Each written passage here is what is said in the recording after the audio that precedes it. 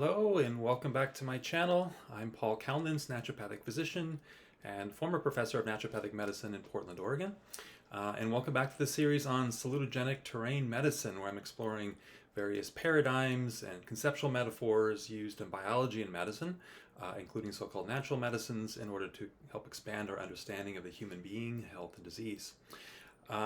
If you like the content of this channel, please don't forget to share, like, and subscribe. And I'd love to hear your comments below as well. So this is the 12th lecture in the series, and I'll be building upon the topics I've discussed in the previous lectures, and I'll include a link below to the last lecture. So in that last lecture, I explored briefly the fourth level of organization, or the fourth we might call body within human beings, the level of warmth, or the so-called warmth body. Human beings of all mammals has as if internalized the warmth element the most, sort of bringing it to a very high degree of sophistication in differentiation and even structure. And this is partly through a very highly complex circulatory system. I mentioned the whole intricate system of anastomoses, for example, in human beings, which allows us to precisely control the delivery of oxygen and nutrients to tissues. And that helps us to more precisely regulate metabolism, although of course this is happening at the level of the unconscious. So this metabolism generates in tissues, especially muscle tissue, warmth, and it's really the seat of what we might call the will. That's the will to act, to direct our thoughts and feelings into the world and into action. Action that's really guided by intention. And it's this amazing capacity where we can imagine, for example, the plans to a house or a car or something else in our minds, and then through the actions essentially in our muscles, we can carry those ideas out into the world through our limbs. The warmth also, as I mentioned, manifests through the immune system, through fever and inflammation. And although this is often unacknowledged, there's always a low level of inflammation in the body, which is involved in immune surveillance and essentially tissue housekeeping. So it's essentially replacing dysfunctional tissue all the time. So there's a constant process of immune phagocytosis, apoptosis, and other activities whereby cells are being regenerated and replaced. And that's, we might say, part of recycling activity that the warmth body is involved in. And this is ultimately helping us to renew tissues of their toxic load and helping us to restore homeostasis. So, as I discussed in the last lecture, this warmth body, within this warmth body, really sits what we might call our I, or bigger ego, our connection to what we might call spirit and our sense of self. And just as the immune system essentially recognizes self and non-self, which is situated in the warmth body, we can sort of call this level of warmth sort of the whole of who we are. And essentially the warmth itself permeates down into the gas light organizations, the fluidic living organization, and then the solid physical body. And that's through largely the circulatory system, through all that network of capillaries. So we can imagine this whole of who we are, the I, the self, that permeates down into all the other layers through this element of warmth. In the circulatory system, it's largely the cells, the red and white cells, we might say, that carry this element of warmth. And we have, something close to 60,000 miles of blood vessels and capillaries if you line them up end to end. And every cell in the body is no more than 3 cell widths away from a capillary, which is unlike nerves. Nerves extend throughout the body, but not as intricately as blood vessels. So the warmth activity has this tremendous permeation of all the other tissues. This will activity in us remains largely unconscious, which is why we might say ultimately we're not fully free. Instead, patterns within the gas consciousness body usually dictate our actions. We act on habits, patterns of old feeling and thinking, on memories. We're really driven to act out of fear, desire, anger, and so forth. Our organs compel us to do something, such as go to the bathroom. But really little of this action is actually free, which is why a lot of modern neuroscientists and even philosophers argue there is really no free will. That as human beings, we're simply determined by our bodies and our programming. A really interesting twist on this in modern times, and even in so-called functional medicine, is that we, the human being, our actions, our feelings, our thoughts, even our sense of self, is largely determined by our cells, and specifically the cells of our gut biome. So there's this notion that we are nothing really, we're just the consequences of the activities of microbes, for example, within us. That's an extreme sort of statement of where the kind of modern perspective is. Rudolf Steiner, among many others, have argued that while in everyday consciousness this really appears to be true, there is this sliver of free will within us. There is, through warmth, a capacity to become more free. And this is true in many other traditional systems of medicine as well. The we and the I, the self, is situated within the warmth body and doesn't emerge from the cells. It's something unique and independent. I'm going to say a little bit more about that here in just a minute. It's what integrates all of our cells through the immune activity, through the circulation, integrates all the microbes into a whole. So to say that we are ourselves is not exactly true. We say we, ourself, our warmth body in a way, permeates all the cells and holds them together. That's a different perspective than what we often hear today. By entering into the warmth body through process of meditation and mindfulness, by really paying attention to the patterns in the gas soul body, our feeling life, and also patterns in the fluid life body, that would be sort of the sensation of maybe a flow of energy in tissues and whatnot, all the way down into the physical body. If we pay attention to this, we can through sort of a quiet, non-judgmental awareness, we can liberate dysfunctional patterns into awareness. We can essentially sublimate them. Sublimation is passing, for example, from a solid to a gaseous state without the intervening fluid state. We can sublimate them through the warmth of non-judgmental, loving attention. So they no longer hold sway over us on a foundational level, and they are released in that process. And this requires that we move really from an intellectual, analytical form of consciousness to higher states of knowing, as I've discussed. In particular, by simply holding a trapped emotional pattern, a pattern of tension in the body, and non-judgmental awareness, not trying to intellectually analyze it or become overwhelmed by the feeling itself. We can release that feeling permanently, liberating what was unconscious or subconscious into awareness, and freeing up the life energies in the fluidic body which were trapped within it. So this is a sort of a different approach than trying to intellectually discover the source or the root of a problem. It's holding it in this state of awareness. Really, this state of consciousness, as which Steiner and many others have referred to, is intuitive consciousness. Steiner used the word intuition with a capital I, as opposed to the ordinary usage of the word. This is really thinking with the heart, an experience where we almost feel like we're using the physical heart, not the solid heart, but you'd say the field of the heart in a way, as an organ of consciousness. We can use the warmth and light of the heart as a method of perception, and that requires a tremendous introspection and inner capacity to go into meditative states and to really perceive what we're experiencing there. And by repeating this over and over again in our lives and through our bodies, we can essentially slowly liberate ourselves from a lot of the patterns of blockage, becoming ultimately more and more free in the process. The ultimate extreme of this blockage manifests as pain, and that could be either psychological or physical pain. Pain really is an experience of consciousness. It's really consciousness in the wrong place. We're becoming conscious in an area that normally we're unconscious of, for example, in our intestines. And this can be sort of thought of as a blocked flow of that gas light body within the tissues, a sort of misplaced consciousness. This blockage then catabolizes the underlying life activities, the regenerative forces, which normally are there to restore the tissue. In chronic pain, there's often a decrease of circulation or maybe a blockage of the outflow of circulation. And we can see this on the skin as variations of temperature is seen on thermography. And so this is one example of what happens there. Instead of running from that pain, if we are able to some degree, it's difficult, of course, in severe chronic pain, but if we can attempt to hold that area in neutral awareness, focusing the eye's warmth, we could say, upon it, the psychic elements, the elements of the gas body, can be liberated into awareness. And there's a corresponding freeing of that gas body and a return of normal circulation and an increase of the life activities in that tissue.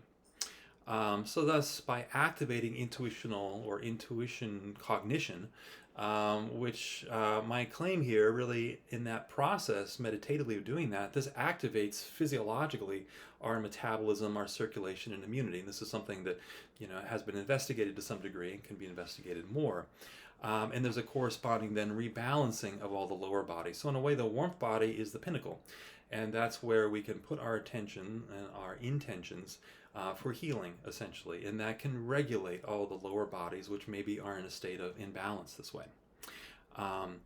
So this is really the basis of what Rudolf Steiner called his particular movement, anthroposophy, interestingly. Literally, anthroposophy translates as anthropos, or anthro, the human being, and sophy, the wisdom of. So we can say it's the wisdom of the human being. But Steiner really indicated it should be more like the knowledge of what it means, what it takes to be a human being. It's like we're not given the instruction set when we're born here. And Steiner and many others have argued that a materialist philosophy is not sufficient to help us really deal with a lot of our chronic health conditions, or even some of the things we need to do in life in general. So this, for human freedom to essentially actualize, we need to have a deeper understanding. And that was sort of the whole basis of anthroposophy and all the spin-offs from that.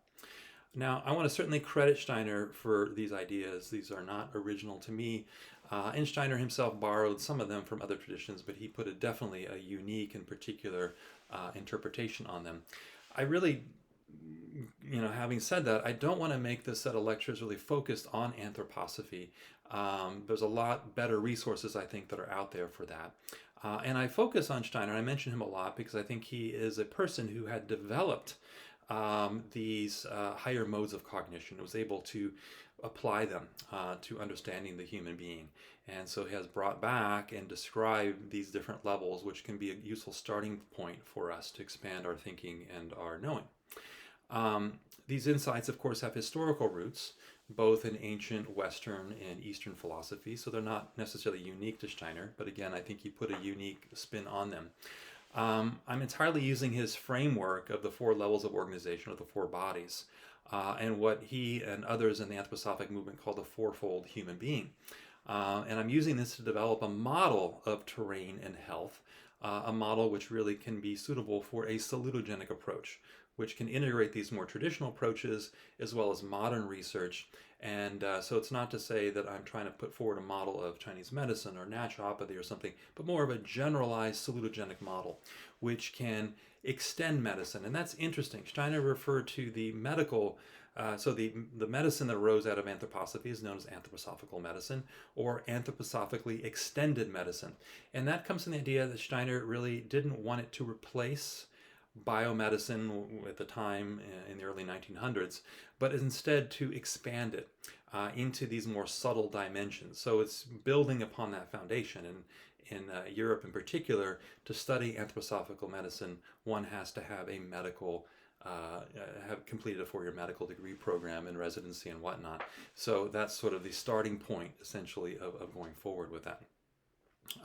But essentially, by looking at these more subtle layers, this can expand our understanding of the human being, not just to be a body, but rather to have also a soul and a spirit that are all permeating, working through these different levels. And the balance of all those levels is the balance for health.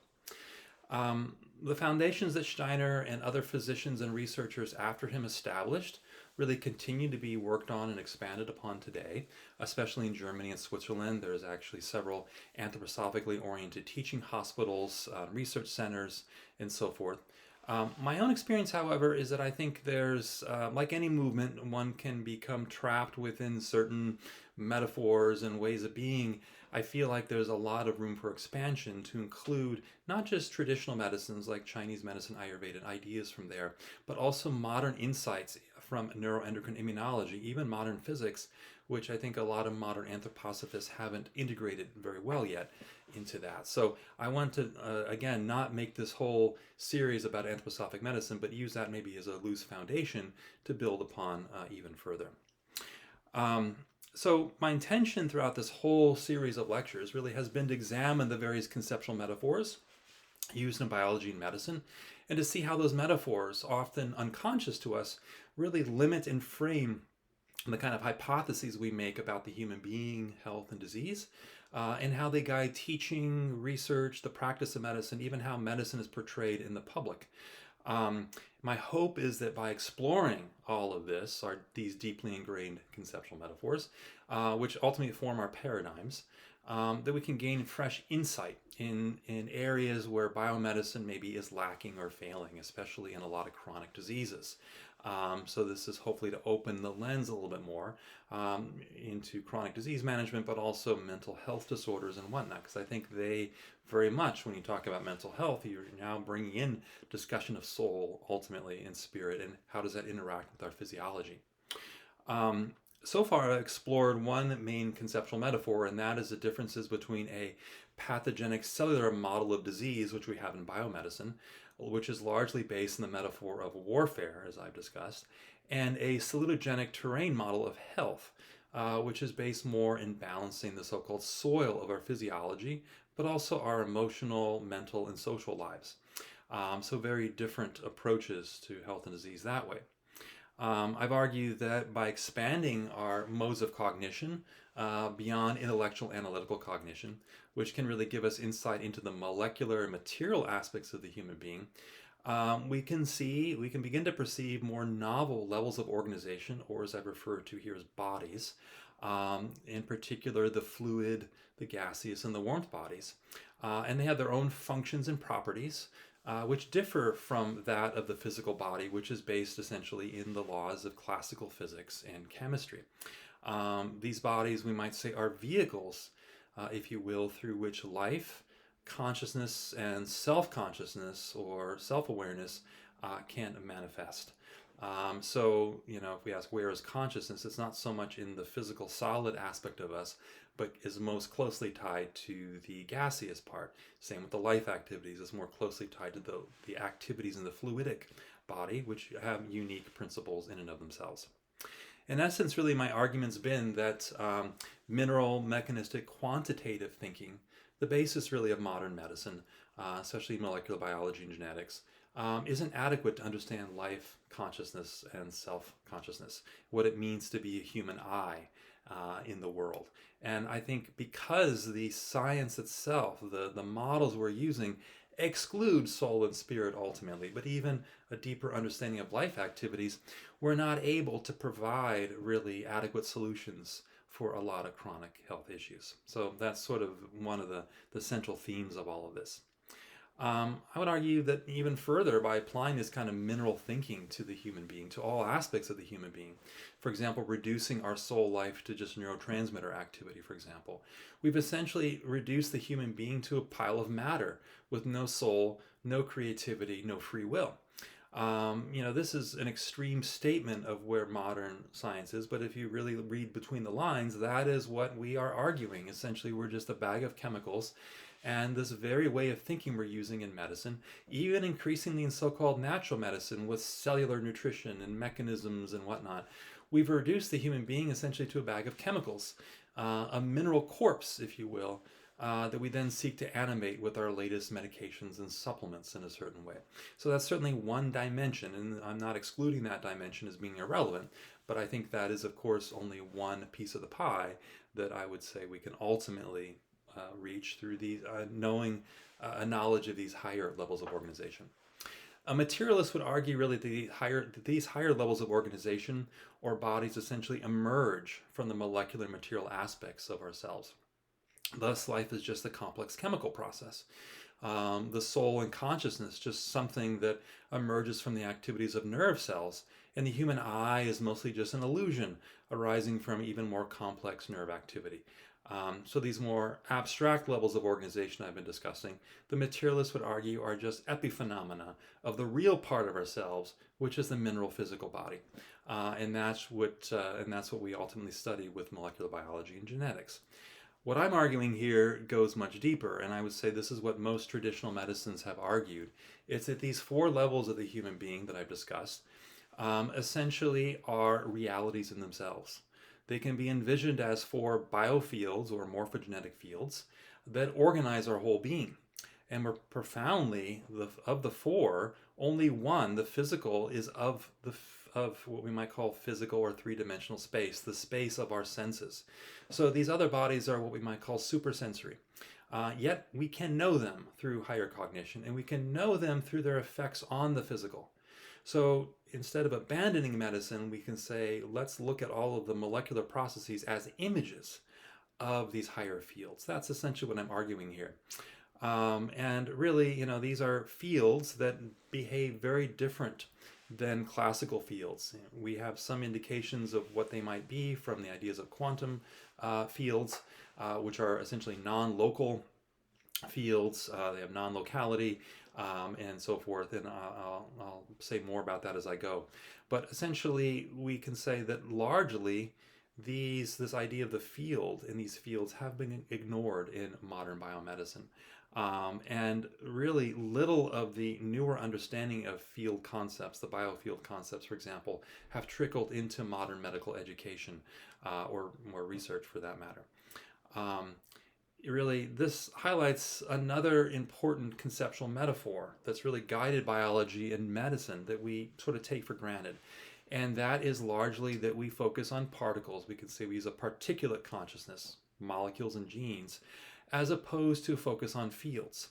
I discussed several lectures ago how in the early 1920s, 1900s, embryologists essentially thought that there must be guiding morphogenetic or developmental fields that all the cells tap into, almost like pieces of iron in a magnetic field are oriented by the field.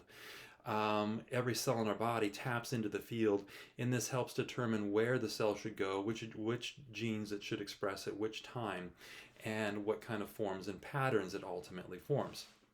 So these morphogenetic fields sort of had a higher guiding purpose, and they had an end goal, which would be the end form of the developing organism. With the discovery of the structure of DNA in the 1950s, the emphasis in biology and medicine really became more centered in molecular biology and genetics. And this concept of biological fields was essentially abandoned. There have been some embryologists and some scientists like Rupert Sheldrake who have continued to argue for the presence of essentially morphic fields. And they've provided, Sheldrake, for example, has provided testable hypotheses to confirm them. But the concept is still mostly largely ignored or marginalized or cast aside as pseudoscience in medicine. I would argue the reason for this is not so much based on any scientific fact disproving in any way a field, but rather the idea that we have these deep metaphors that are based in solids, that we can't get beyond our solid-based thinking. Really, molecular metaphors are essentially easy to understand. It's like stacking Legos or how billiard balls bounce on a table. It's something every child learns how to play with. And what's interesting, my background was in physics before coming into medicine, and I was more of a field thinker because that's how physicists really, we talk about particles, but they're manifestations of fields. But how biology and medicine really have not taken this on at all. And we've stayed in essentially where physics was in the 19th century. The same kind of molecular particulate thinking. Field metaphors essentially are more difficult to understand. They really require that we look more holistically at the whole human being. You can't just look at a part, you have to look at how each part relates to the whole and how processes occurring in the whole human being and not just what we see through a microscope become relevant when you start to think about fields. So each field is, again, each particle, each cell, each part of the body is connected, each organ is part of greater fields. And developing that kind of cognition to perceive fields, I think, is going to be the next great step and the next great leap in medicine, which we have yet to take. Modern education really, would argue, has trained the capacity for this kind of field cognition out of people. Interestingly, a lot of the STEM education, science, technology, engineering, mathematics, has replaced the arts as sort of a field to go into because that's monetized basically. You can make a living off of that, whereas as an artist it's very difficult.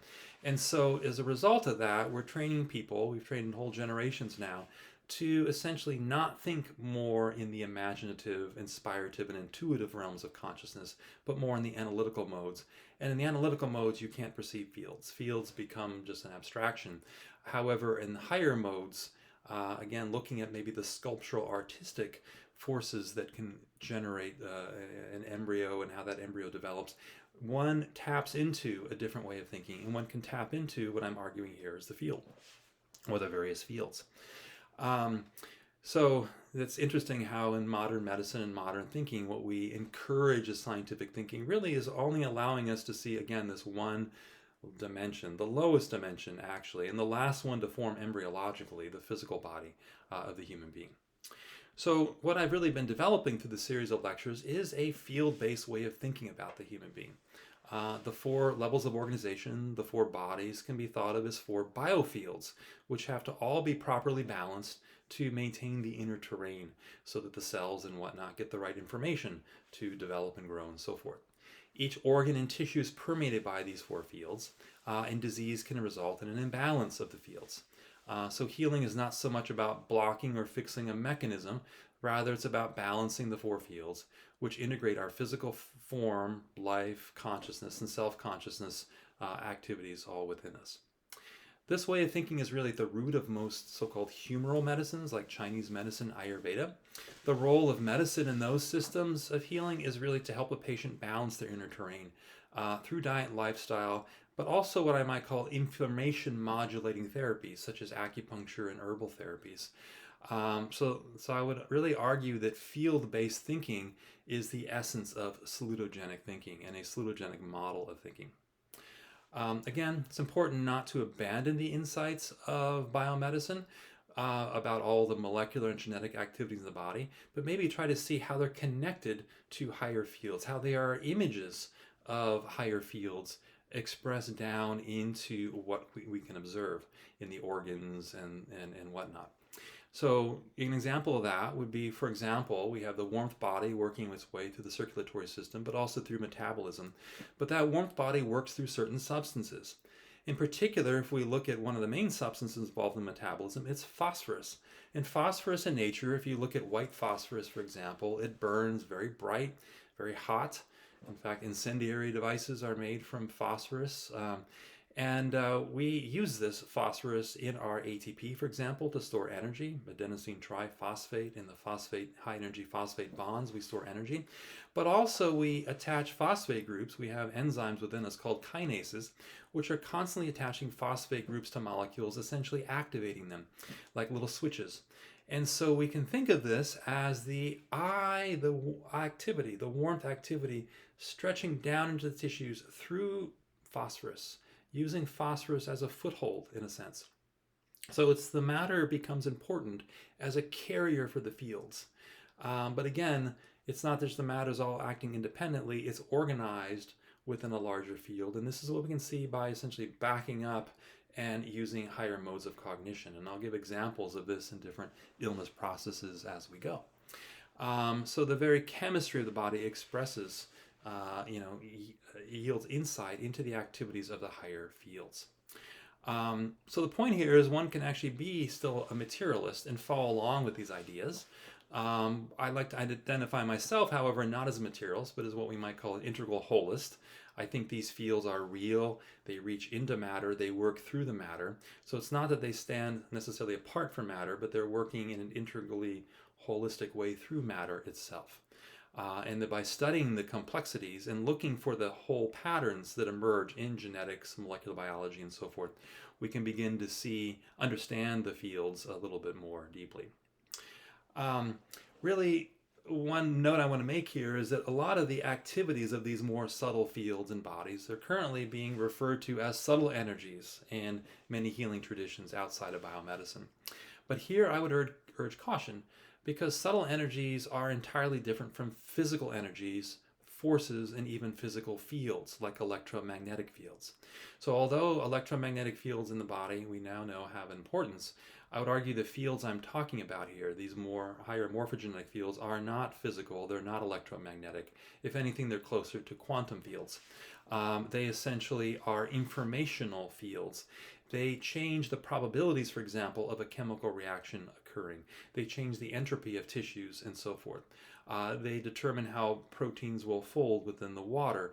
These subtle influences are typically overlooked in chemistry currently, but they have profound implications for how enzymes function, how chemistry occurs, and so forth. They help bring about more organization within the tissues. So again, these fields are not so much based on the kind of classical fields, which are really, if we look at classical fields, they're associated more with entropy, dissipation of energy, and so forth. The living fields, these morphogenetic fields, the life, the consciousness, and higher fields, as I would argue, are essentially non-local, non-centric, and they're arising from non-physical dimensions of reality. Again, this is going way beyond where we understand currently, but we can begin to infer that something like this exists, and we can begin to work with it in a practical way clinically. In the classical texts of Chinese medicine, for example, these four bodies or levels of organization are also discussed, but perhaps maybe in a different context. For example, there's the threefold concepts in Chinese medicine of what's known as Jing or essence, Qi or vital energy, and Shen or spirit. And they really correspond to what I've just discussed as the four levels of organization. And Jing refers essentially to physical matter that's imbued with a life field, the field of life activity, the fluidic body. Qi corresponds to the interface of the gas-light body with the fluid body. And in fact, the character for Qi is essentially sprouting rice, the fluidic forces, with vapor coming off of the gaseous element. So it combines both. And so these Qi forces, again, I spoke about this earlier as formative forces, are thought in Chinese medicine to flow through special channels and meridians through the extracellular tissues and fascia. And that these help to bring organizing information to all the organs and the tissues of the body. Finally, Shen we can think of as corresponding to the interface of the warmth body and the light consciousness body. So essentially in Chinese thinking, the ancient Chinese thinking, these same levels are perceived. Today, these three treasures, as are called, are perceived as sort of essences, but I would say they're describing fields in the activities of fields. And if we go deeper in Chinese thinking, Chinese medical thinking, most illnesses are associated with organ systems and specific patterns of those organs, patterns of a dysfunction. For example, we have a pattern called liver damp heat, for example, or liver qi constriction. I would argue these are all describing patterns of the fields. And so as we go on here in the coming lectures, what I essentially want to do is look more closely at these four fields, how they interrelate in each organ and each tissue of the body, and how they can take on different configurations which can determine physiology, and then how we can gain insight into treatment and how we balance the fields. One of the coming hypotheses I'm going to be making here is that our so-called natural remedies, especially herbal therapies, prepared in the right way, I would argue are balancing fields. They are not balancing mechanisms. Now, of course, the fields regulate the mechanism, so indirectly we can say they are, but they're primarily directed at the fields and fields of imbalance. So going back to that liver qi constriction field, we can say that is too much of the consciousness body grabbing into the liver process, dampening the life activities. There are herbal therapies, I'm arguing here, that can help relax that field and relax that activity. So this is a very different way of thinking, but this has very practical implications for daily clinical practice. And that's ultimately what I want to do with this series of lectures. So that's all for this one. And I thank you for listening in. And for those few I've seen that have stayed with me through this whole series, I congratulate you. A lot more to come. Again, I want to continue to steer this field concept now into clinical practicalities and begin looking at specific disease conditions as well, and how field thinking can really supplement our mechanistic particulate thinking. So thanks for listening, and again, please feel free to share, like, and subscribe. All right, take care.